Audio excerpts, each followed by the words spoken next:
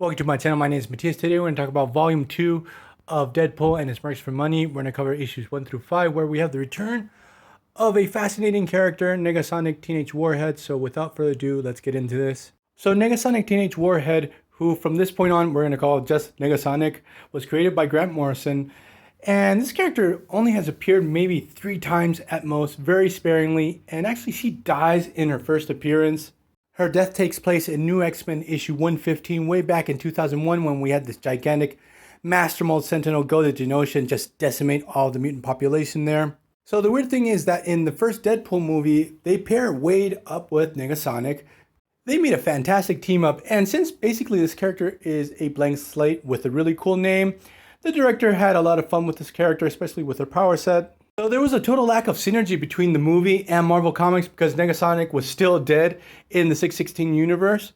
So they sort of had to play catch up, and she makes her big return in this Mercs for Money series, where Wade and his team are paid by this mysterious figure to take down some pretty heavy-hitting characters. The first one that they have to capture is Negasonic, where she basically obliterates Wade's team. And during the whole story, like, no one on the Mercs are too down with taking down this teenage girl.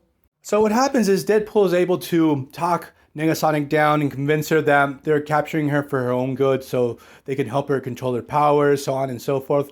And she seems to trust Wade because of her precognitive powers. And I have to say that her power set in general is sort of weird because she's like a precog, and also she can absorb impact energy and redirect it like Sebastian Shaw can. The same employer sends Deadpool's team to take down Radioactive Man, Cobalt Man, and Nuke, and the 2 first characters especially are way out of the team's league. These missions are way too dangerous for the team, and basically all the Mercs rebel against Deadpool and leave.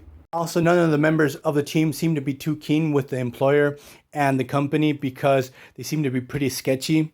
Also, at the same time, Deadpool discovers, thanks to Machine Man, that all the characters that they had captured on these missions are being subjected to some pretty terrible experiments. So Wade is dealing with some serious guilt now because he's trying to be a hero during this time he's on the Uncanny Avengers. He puts together a new Mercs for Money team. So the new lineup is Gorilla Man from the Agents of Atlas, Machine Man, Domino, Massacre.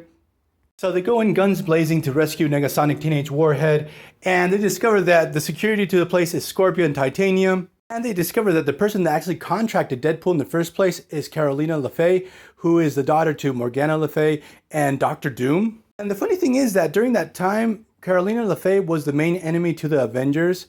But at the same time, she was paying Deadpool and the Mercs for money, and Deadpool would use that money to finance the Uncanny Avengers, so that was sort of weird. So Carolina's evil plan was to use the powers of all the characters that Wade had captured to bring back this pretty obscure Avengers villain called the Presence. But what happens is once Deadpool is able to liberate Negasonic Teenage Warhead, she's able to take down the Presence in a blink of an eye, literally. So the story ends with Negasonic actually joining Deadpool's Mercs for Money, and on the last page we get the latest addition to the team, who is Hitmonkey.